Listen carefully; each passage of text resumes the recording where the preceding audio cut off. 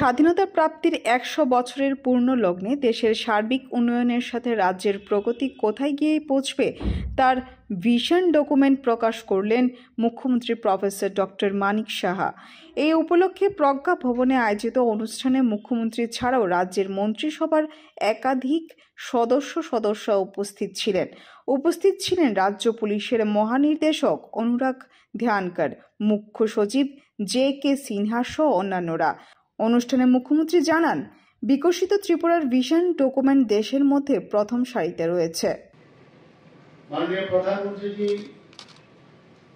যে আহ্বান যে 2047 সালের মধ্যে একটু আগে আমরা এখানে ভিডিওতে আমরা দেখলাম যেটার সাথে উনি বলেছেন যে 2047 মধ্যে 100 বছর পূর্তি হবে।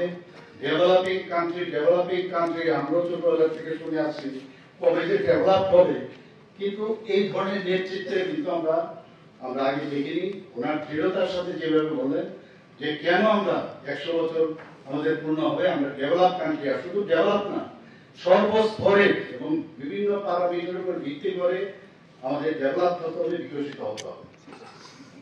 এই যে এটা দৃঢ়তা, যেটা লিডারশিপ, সেটা আমরা মাননীয় প্রধানমন্ত্রীর মধ্যে আমরা দেখছি।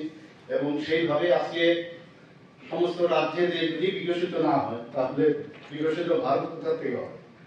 সেই কারণে নিজ রাজ্যে আমরা এই বিকশিত ত্রিপুরা, আমাদের রোড ম্যাপ কি হবে, আমরা আগামী দিন কোন জায়গায় যাবো, এপ্রো চললে হবে না। আমরা আগে দেখেছি ভারতবর্ষ এপ্রো চলেছে কোথায়, তার ডেস্টিনেশন, সে 100 দিনের মধ্যে কি কাজ করবে, এগুলো আমরা আগে কিন্তু দেখতাম না।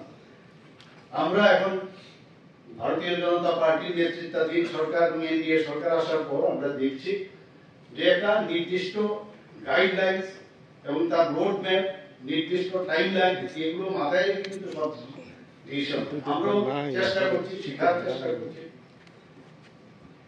এবং সেইভাবে কিন্তু আজকে আমরা এই